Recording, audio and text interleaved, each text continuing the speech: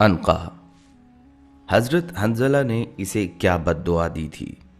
بسم اللہ الرحمن الرحیم۔ السلام علیکم پیارے دوستو، دنیا میں آپ نے عقاب، شاہین اور باز کے قصے تو سنے ہوں گے، لیکن آج ہم بات کرنے جا رہے ہیں ایک ایسے پرندے کی جس کی طاقت، جسامت اور ہیبت کو سن کر انسان کی عقل دنگ رہ جاتی ہے۔ یہ وہ مخلوق تھی جو ہاتھی جیسے بھاری بھرکم جانور کو بھی اپنے پنجوں میں جکڑ لیتی اور پلک جھپکتے آسمان کی وسعتوں میں لے اڑتی۔ جب یہ پر پھیلاتی تو سورج کی روشنی مدھم پڑ جاتی، اس کی چیخ سے پہاڑ لرز اٹھتے، اور جب یہ کسی بستی کے اوپر آتی تو بستیاں اجڑ جاتیں۔ یہی وہ مخلوق تھی جسے لوگ عنقا کے نام سے جانتے تھے، ایک پراسرار، طاقتور اور خوفناک وجود جس کا ذکر صدیوں پرانی تفسیروں، داستانوں اور روایات میں ملتا ہے۔ اور حیرت کی بات یہ ہے کہ اس کا تذکرہ حضرت حنظلہ علیہ السلام کے زمانے میں بھی ملتا ہے۔ لیکن سوال یہ ہے، یہ پرندہ تاریخ سے اچانک غائب کیوں ہو گیا، اور آخر حضرت حنظلہ علیہ السلام نے اس کے خلاف بد دعا کیوں کی؟ دوستو، آج کی ویڈیو میں ہم کھولنے جا رہے ہیں عنقا پرندے کے پراسرار راز، اس کی طاقت اور اس کے انجام کی وہ حیرت انگیز کہانی جسے سن کر آپ بھی کہیں گے یہ محض کہانی نہیں بلکہ قدرت کا ایک زندہ نشان تھا۔ ناظرین، سب سے پہلے یہ جان لیجئے، عنقا کوئی عام پرندہ نہیں تھا۔ یہ ایک ایسی انوکھی مخلوق تھی جو پہاڑ کے برابر انڈا دیتی اور جس کی پرواز آسمان کی حدوں سے بھی آگے نکل جاتی۔ اسے عنقا اس لیے کہا گیا کہ اس کی گردن میں طوق کی مانند ایک سفیدی تھی جو سورج کی روشنی میں چمکتی تھی۔ یہ پرندہ عموماً غروب آفتاب کے وقت نظر آتا، جب فضا پر سرخی چھا جاتی اور آسمان پر ایک عجیب سی پراسرار روشنی پھیل جاتی۔ کہا جاتا ہے کہ اللہ تعالیٰ نے عنقا کو تمام پرندوں سے الگ بے مثال قوت اور ہیبت عطا کی تھی۔ اس کے پروں کی لمبائی میلوں میں ناپی جاتی اور پنجے اتنے طاقتور تھے کہ وہ پتھروں کو یوں دبا لیتا جیسے انسان موم کو دباتا ہے۔ یہی ہے عنقا۔ یہ پرندہ محض ایک افسانوی مخلوق نہیں بلکہ مختلف تہذیبوں میں اسے قدرت کی نشانی اور عبرت کا استعارہ سمجھا گیا۔ روایات میں آتا ہے کہ یہ پرندہ زمین کے سب سے بلند پہاڑوں پر بسیرا کرتا اور اکثر بادلوں کے درمیان اڑتا دکھائی دیتا۔ جب وہ آسمانوں میں پرواز کرتا تو اس کے پروں کی ہوا سے نیچے کے درخت جھک جاتے اور زمین پر خوف کی ایک لہر دوڑ جاتی۔ علامہ قزوینی کے مطابق عنقا اپنے جسامت اور خلقت کے اعتبار سے تمام پرندوں میں سب سے بڑا تھا۔ اس کے اندر اتنی طاقت اور قوت تھی کہ یہ ہاتھی کو اپنے پنجوں میں یوں جکڑتا جیسے چیل چوہے کو دبوچ لیتی ہے۔ زمانہ قدیم میں کہا جاتا ہے کہ عنقا انسانوں کے درمیان ہی رہتا تھا۔ شروع میں لوگ اسے قدرت کا عجوبہ سمجھ کر احترام کرتے، مگر جلد ہی وہ پرندہ انسانوں کے لیے خوف کی علامت بن گیا۔ یہ پرندہ عام جانوروں پر نہیں بلکہ بڑے بڑے درندوں پر جھپٹتا اور اپنی طاقت کے غرور میں اکثر انسانوں کے قریب بھی آ نکلتا۔ یوں رفتہ رفتہ اس کا خوف زمین کے ہر ذی روح کے دل میں بیٹھ گیا اور لوگ اس کا نام سن کر ہی لرز اٹھتے۔ وہ اکثر بستیوں کے قریب آ کر مویشیوں اور یہاں تک کہ انسانوں پر جھپٹ پڑتا۔ بلکہ ایک روز ایک عجیب واقعہ پیش آیا۔ روایات کے مطابق عنقا ایک دلہن کو زیورات سمیت اٹھا کر آسمان کی طرف لے اڑا۔ لوگ چیخنے لگے لیکن کوئی اس کی بلندی تک نہ پہنچ سکا۔ یہ وہ لمحہ تھا جب قوم نے نبی وقت حضرت حنظلہ علیہ السلام سے فریاد کی۔ حضرت حنظلہ علیہ السلام نے اپنی قوم کو خبردار کیا کہ یہ پرندہ اب اللہ کے غضب کی نشانی بن چکا ہے۔ انہوں نے فرمایا، جس مخلوق کو رب نے عزت دی اگر وہ غرور میں آ جائے تو ذلت اس کا انجام ہے۔ لیکن جب عنقا کی سرکشی حد سے بڑھ گئی، جب وہ لوگوں کو ستانے لگا، بچوں کو اٹھانے لگا اور زمین پر فساد پھیلانے لگا، تو حضرت حنظلہ علیہ السلام نے اللہ کے حضور دعا کی کہ یہ ظلم اذیت پھیلانے والی مخلوق اب زمین سے ہٹا دی جائے۔ چنانچہ اللہ تعالیٰ نے عنقا کو زمین سے دور ایک الگ دنیا، خط استوا کے قریب ایک ویران جزیرے میں منتقل کر دیا۔ یہ جزیرہ انسانی قدموں سے انجان تھا، جہاں کی فضا ہر وقت گرم، تیز ہوا اور گھنے جنگلات سے بھری ہوئی تھی۔ وہاں ہاتھی، گینڈے، بھینسے، بیل اور کئی خوفناک درندے کثرت سے پائے جاتے تھے۔ اسی مقام کو انکا کا نیا ٹھکانہ بنا دیا گیا۔ جب وہ جزیرے کی فضا میں پرواز کرتا تو اس کے پروں سے ایسی گرج پیدا ہوتی جیسے آسمان سے بجلیاں ٹوٹ رہی ہوں یا کوئی زوردار طوفان زمین پر اتر آیا ہو۔ یہ گھن گرج میلوں دور تک سنائی دیتی اور اکثر جانور خوف سے زمین پر لیٹ جاتے۔ قدیم مفسرین کے مطابق اللہ تعالیٰ نے اسے 1000 برس کی عمر عطا کی تھی۔ جب اس کی عمر 500 سال کو پہنچی تو یہ اپنے جوڑے کے ساتھ ملاپ کرتا، اور جب مادہ انڈے دینے کے مرحلے میں آتی تو پورا جزیرہ لرز اٹھتا۔ کہا جاتا ہے کہ اس کا انڈا ایک پہاڑ کے برابر ہوتا، اور اس کے ٹوٹنے کے لمحے ایسی آواز آتی جیسے زمین دہک اٹھی ہو۔ ناظرین، انکا کے بارے میں صرف داستانیں ہی نہیں بلکہ قدیم فلسفیوں اور حکیموں کی کتابوں میں بھی اس کا ذکر ملتا ہے۔ مشہور حکیم ارطاطلس نے اپنی نایاب تصنیف العنود میں لکھا ہے کہ مغرب کے بعض علاقوں خصوصاً شمالی افریقہ اور اندلس میں اس پرندے کے آثار اور شکاریوں کے طریقے ملے ہیں۔ وہ لکھتے ہیں کہ لوگ اس دیو ہیکل پرندے کو عام طریقے سے شکار نہیں کر سکتے تھے، کیونکہ تیروں، نیزوں اور پتھروں کا اس پر کوئی اثر نہیں ہوتا تھا۔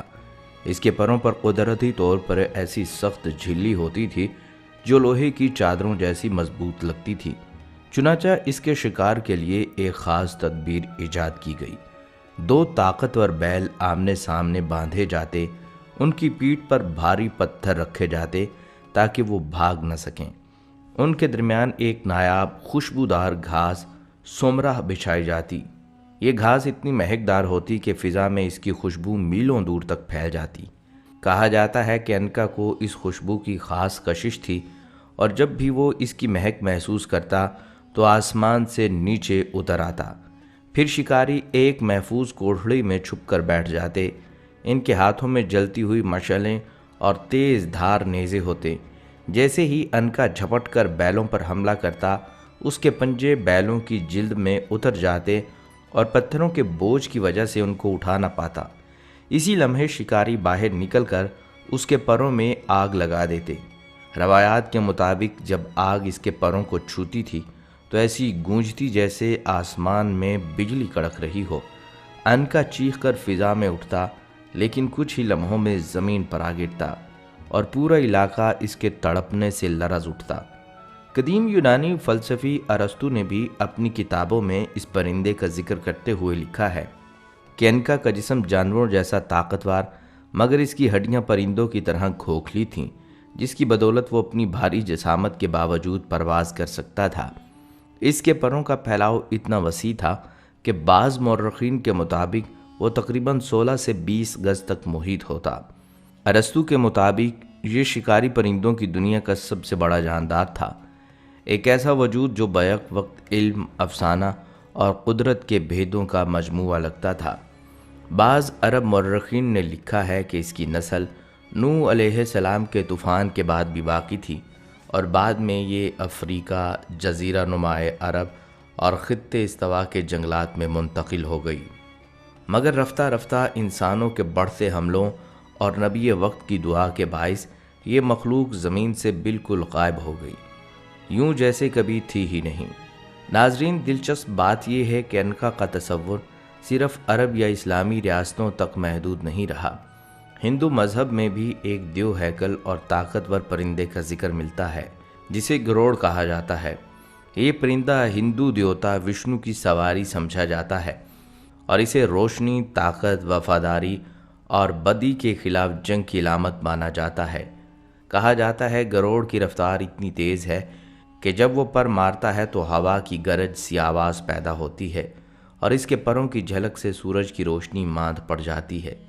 ہندو روایات میں اسے ناگوں یعنی سانپوں کا دشمن بھی کہا گیا ہے، اور یہ بھی عقیدہ ہے کہ گروڑ جہاں سے گزرتا ہے وہاں زہریلی مخلوقات بھاگ جاتی ہیں۔ کچھ محققین کا کہنا ہے کہ گروڑ اور انکا کی داستانوں میں حیران کن مماثلت پائی جاتی ہے۔ دونوں کو آسمان کی بلندیوں پر بسیرا کرنے والا روشنی اور آگ سے جڑی مخلوق بتایا گیا ہے، اور دونوں کو طاقت، شان اور عبرت کی علامت سمجھا گیا ہے۔ یہ بات اس حقیقت کو اور مضبوط بیان کرتی ہے کہ مختلف تہذیبوں میں اگرچہ نام بدل جاتے ہیں، مگر اللہ تعالیٰ کی قدرت اور تخلیق کی حیرت انگیز نشانیاں ایک ہی طرح سے انسان کے دل کو متاثر کرتی ہیں۔ یہی نہیں، عنقا کا تصور ہمیں قدیم یہودی صحیفوں میں بھی جھلکتا دکھائی دیتا ہے۔ وہاں اس پرندے کو زیز کہا گیا ہے، ایک ایسا مخلوقی راز جسے آسمان اور زمین کے درمیان توازن کا پہرے دار بتایا گیا۔ روایت میں آتا ہے کہ جب طوفان نوح آیا تو زیز نے اپنے پروں سے زمین کو ڈھانپ لیا اور اپنی جسامت کے باعث پانی کی لہروں کو تھام لیا تاکہ دنیا مکمل تباہ نہ ہو جائے۔ یہودی اسے گناہوں سے پاک اور ابدی مخلوق مانتے ہیں جسے خالق کائنات نے سزا اور فنا سے محفوظ رکھا۔ کہا جاتا ہے کہ جب باقی تمام جانور نوح کی کشتی میں سوار ہوئے تو زیز نے کہا، مجھے جگہ کی ضرورت نہیں، خدا نے مجھے بچانے کا وعدہ خود کیا ہے۔ دنیا کی مختلف تہذیبوں اور قوموں میں عنقا جیسے پرندوں کا تصور حیران کن طور پر موجود ہے۔ قدیم مصری تہذیب میں اسے بینو کے نام سے جانا جاتا ہے۔ یہ وہ پرندہ تھا جو سورج کی روشنی اور نئی زندگی کی علامت سمجھا جاتا تھا، جس کے بارے میں کہا جاتا ہے کہ وہ خود اپنی راکھ سے دوبارہ جنم لیتا ہے۔ اسی طرح یونانی اساطیر میں یہ فنکس کہلاتا ہے، ایک ایسا پرندہ جو 1000 سال جینے کے بعد جل کر خاک ہو جاتا ہے اور اسی خاک سے از سر نو زندہ ہو اٹھتا ہے۔ چینی روایات میں اسے فینگ ہمانگ کہا گیا ہے، جہاں یہ نیکی، خوشبختی اور سلطنت کے استحکام کی علامت سمجھا جاتا ہے۔ دوستو، بعض مفسرین اور علماء نے مقامات حریری کی شرح میں عنقا کے متعلق ایک نہایت حیرت انگیز واقعہ بیان کیا ہے۔ اس کے مطابق اہل رس کے علاقے میں ایک پہاڑ تھا جسے مگ کہا جاتا تھا۔ یہ پہاڑ اتنا بلند تھا کہ اس کی چوٹی اکثر بادلوں میں چھپی رہتی اور اسی پہاڑ پر بے شمار پرندے اپنے گھونسلے بناتے۔ انہی میں ایک دیو ہیکل اور پرہیبت پرندہ عنقا بھی رہتا تھا۔ روایت میں آتا ہے کہ عنقا کا چہرہ انسانی شکل سے مشابہ تھا، جبکہ اس کے باقی اعضاء پرندوں جیسے تھے، پر اتنے بڑے کہ فضا میں اڑنے لگتا تو سورج کی روشنی مدھم پڑ جاتی۔ اس کی آنکھوں میں ایسی چمک تھی کہ اندھیرے میں بھی روشنی محسوس ہوتی، اور اس کے جسم پر رنگ ایسے تھے جیسے کوسے قزح زمین پر اتر آئی ہو۔ کہا جاتا ہے کہ وہ سال میں صرف ایک بار اس پہاڑ پر آتا اور اپنی خوراک کے لیے پرندوں میں سے چند ایک کو اچانک جھپٹ کر لے جاتا، مگر ایک سال قدرت کا نظام یوں بدلا کہ عنقا کو اپنی خوراک نہ مل سکی۔ پرندوں نے اس کے آنے کا وقت جان کر پہاڑ چھوڑ دیا اور دور جا کر گھاٹیوں میں، جنگلوں میں چھپ گئے۔ چند دنوں کی بھوک کے بعد اس دیو ہیکل پرندے نے فطری جبلت کے تحت انسانوں کی بستیوں کا رخ کیا۔ پہلے اس نے ایک لڑکی کو اٹھا لیا، پھر کچھ دن بعد ایک لڑکے کو بھی اپنے پنجوں میں دبوچ کر لے گیا۔ پوری آبادی خوف و دہشت میں مبتلا ہو گئی اور لوگ چیخ اٹھے کہ یہ تو عذاب بن کر آیا ہے۔ اس وقت کے نبی خدا حضرت حنظلہ بن صفوان علیہ السلام کو جب یہ خبر ملی تو آپ نے اپنی قوم کو توبہ و استغفار کی تلقین کی، مگر جب عنقا کا ظلم بڑھ گیا اور وہ انسانی آبادی کے لیے وبال جان بن گیا تو حضرت حنظلہ علیہ السلام نے اس کے خلاف بد دعا فرمائی۔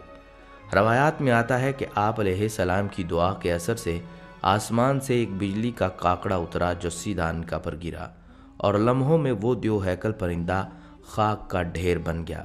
کہا جاتا ہے اس کے جلنے کے بعد کئی دن تک آسمان پر دھواں چھائے رہا اور پہاڑ مک پر اب کوئی بھی پرندہ واپس نہ آیا۔ یوں ایک ایسی مخلوق جس کے قصے صدیوں سے سنائے جا رہے تھے، اللہ کے ایک نبی کی بد دعا سے ہمیشہ کے لیے تاریخ کا حصہ بن گئی۔ ناظرین، یہ پہلا موقع نہیں کہ کسی عظیم پرندے کا ذکر سننے کو مل رہا ہو۔ مقدس کتاب قرآن مجید میں بھی کئی پرندوں کا ذکر نہایت عبرت اور حکمت کے ساتھ کیا گیا۔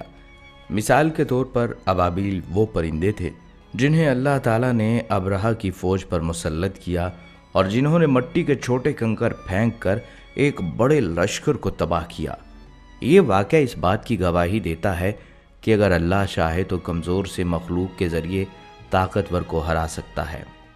اسی طرح سلیمان علیہ السلام کے دربار میں ہدہد کا کردار ہمیں یاد دلاتا ہے کہ پرندے بھی اللہ کے حکم سے بات کرتے ہیں، سوچتے ہیں اور اپنی ذمہ داری نبھاتے ہیں۔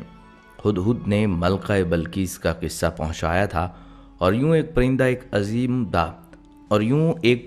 عظیم دعوت توحید کا ذریعہ بنا۔ اور یہی نہیں، قرآن مجید میں کوے کا بھی ذکر آتا ہے، جس نے قابیل کو سکھایا کہ اپنے بھائی کا جسم زمین میں کیسے دفن کرنا ہے۔ یہ سب واقعات ہمیں یہ احساس دلاتے ہیں کہ پرندے صرف قدرت کا حسین منظر نہیں، بلکہ اللہ کی نشانیوں میں سے ایک نشانی ہیں۔ دنیا بھر میں آج تقریباً 10,000 سے زائد پرندوں کی اقسام دریافت ہو چکی ہیں، اور ناظرین، حیرت کی بات یہ ہے کہ ہر پرندہ اپنی ساخت، رنگ، پرواز، آواز اور عادت میں ایک دوسرے سے مختلف ہے۔ کچھ پرندے تو ایسے ہیں جنہیں دیکھ کر انسان کی عقل دنگ رہ جاتی ہے۔ ناظرین، تمام پرندے چاہے ابابیل ہوں یا ہدہد، صرف اللہ کے حکم سے حرکت کرتے ہیں۔ وہ نہ اپنی طاقت سے اڑتے ہیں، نہ اپنی مرضی سے آتے ہیں، بلکہ اس خالق کائنات کے حکم سے ہی نمودار ہوتے ہیں جو ہر شے پر قادر ہے۔ تاریخ گواہ ہے کہ جب کسی قوم نے اللہ کی نشانیوں سے منہ موڑا، انہی مخلوقات میں سے کوئی نہ کوئی ان کے لیے عذاب یا آزمائش بن کر ظاہر ہوا۔ ناظرین، جب حضرت حنظلہ علیہ السلام کی دعا سے وہ عظیم اور ہیبت ناک پرندہ عنقا ہلاک ہوا، تو اصحاب الرس کو اس مصیبت سے نجات ملی جس نے مدتوں ان کی زمینوں، بستیوں اور دلوں کو خوف میں مبتلا رکھا۔ مگر ناظرین، افسوس کہ جس نبی کی دعا سے انہیں اس آفت سے رہائی ملی، اس نبی کے خلاف ہی وہ لوگ بغاوت پر اتر آئے۔ زمانہ گزرا تو ان کے دلوں میں تکبر اور ناشکری نے جگہ بنا لی۔ وہ سمجھنے لگے کہ عنقا کی ہلاکت کسی اتفاق یا ان کے اپنے ہی کمال سے ہوئی ہے۔ انہوں نے اللہ کی نعمت کو بھلا دیا اور اپنے نبی کی عزت کرنے کی بجائے اس کا مذاق اڑانے لگے۔ آخرکار انہوں نے حضرت حنظلہ علیہ السلام کو شہید کر دیا، اور یہی وہ گناہ تھا جس نے ان کی بربادی کی مہر ثبت کی۔ روایات میں آتا ہے کہ اس قوم پر اس زمانے میں البس نام کا ایک بادشاہ حکومت کرتا تھا۔ وہ بظاہر نہایت نیک، عادل اور اپنی رعایا سے محبت کرنے والا بادشاہ سمجھا جاتا تھا۔ اس نے طویل عمر پائی اور اپنی حکومت کے دوران لوگوں میں انصاف کے قیام کی مثالیں قائم کی۔ مگر جب وہ مر گیا تو قوم پر ایک گہرا صدمہ نازل ہوا۔ ان لوگوں نے اپنے قدیم رواج کے مطابق بادشاہ کے جسم پر ایک خاص روغن مل دیا تاکہ اس کی لاش گلنے سڑنے سے محفوظ رہے، کیونکہ ان کا یہ عقیدہ تھا کہ جو شخص ان کے درمیان معزز اور محترم ہو، اس کی لاش کبھی مٹی میں نہیں ملنی چاہیے۔ وقت گزرا، مگر بادشاہ کی موت کے بعد سلطنت میں انتشار اور بدامنی پھیل گئی۔ لوگ غم میں ڈوبے ہوئے تھے، اور یہی وہ لمحہ تھا جب شیطان نے ان کے دلوں میں وسوسہ ڈالنے کا موقع پا لیا۔ شیطان بادشاہ کے مردہ جسم میں داخل ہو گیا اور انہی کی زبان اور لہجے میں بولا، میں مرا نہیں ہوں، میں ہمیشہ زندہ رہوں گا۔ میں تمہیں آزمانے کے لیے کچھ وقت کے لیے اوجھل ہوا تھا، اب تمہارے سامنے ہوں، تمہارا رب ہوں، تمہارا خدا ہوں۔ یہ سن کر قوم حیران رہ گئی۔ لوگوں کے سرداروں نے حکم دیا کہ بادشاہ اور عوام کے درمیان ایک پردہ لگا دیا جائے تاکہ بادشاہ پردے کے پیچھے سے ان سے کلام کرتا رہے۔ چنانچہ مردہ جسم کو پردے کے پیچھے رکھا گیا، اور جب شیطان اس کے اندر سے آواز نکالتا تو یقین کر لیتے کہ ان کا بادشاہ واقعی زندہ ہے۔ وہ کہتا، میں نہ کھاتا ہوں، نہ پیتا ہوں، نہ سوتا ہوں، نہ مرتا ہوں، میں تمہارا خدا ہوں۔ یوں رفتہ رفتہ یہ فریب ان کے عقیدوں میں داخل ہو گیا۔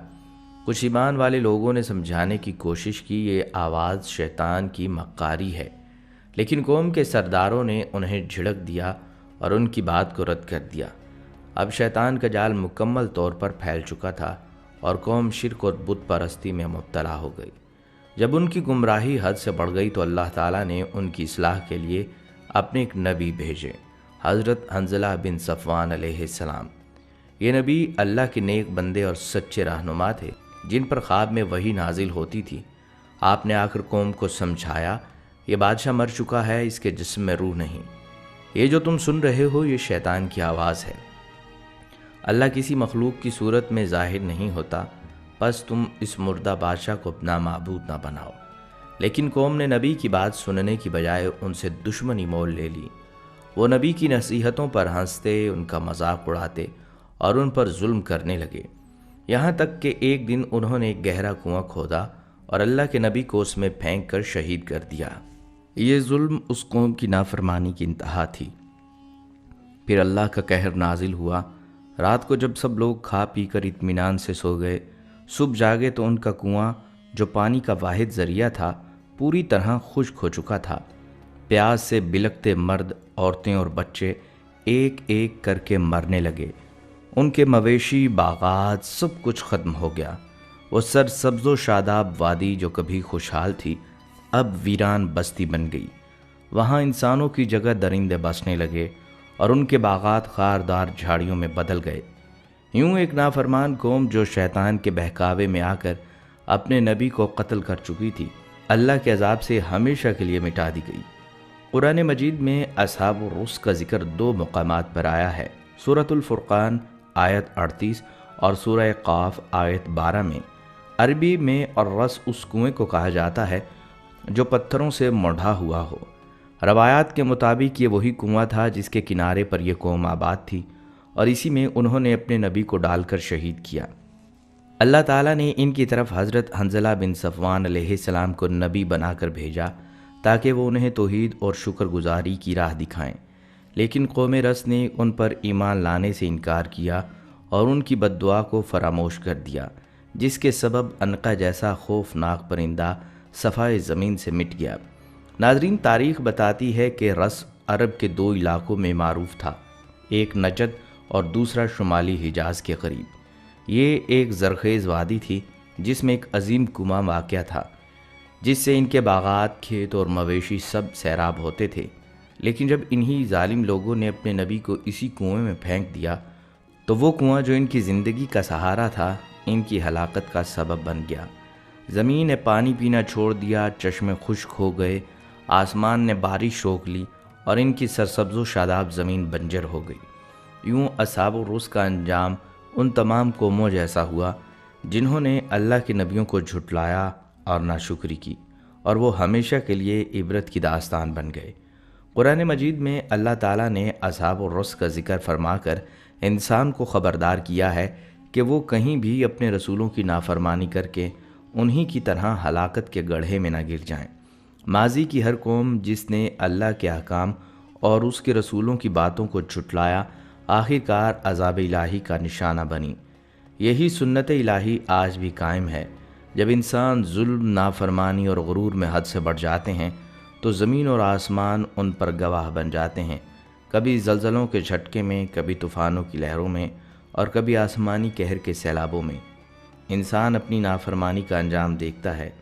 یہ سب کچھ دراصل عبرت کی نشانیاں ہیں ان کے لیے جو غور و فکر کرتے ہیں۔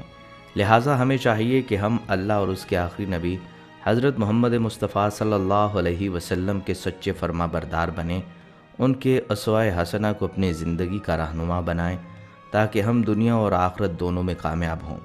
اللہ تعالی ہم سب کے دلوں میں ایمان، محبت، اتحاد اور ایثار پیدا فرمائے اور ہمیں اپنی رحمتوں کے سائے میں محفوظ رکھے۔ آمین یا رب العالمین۔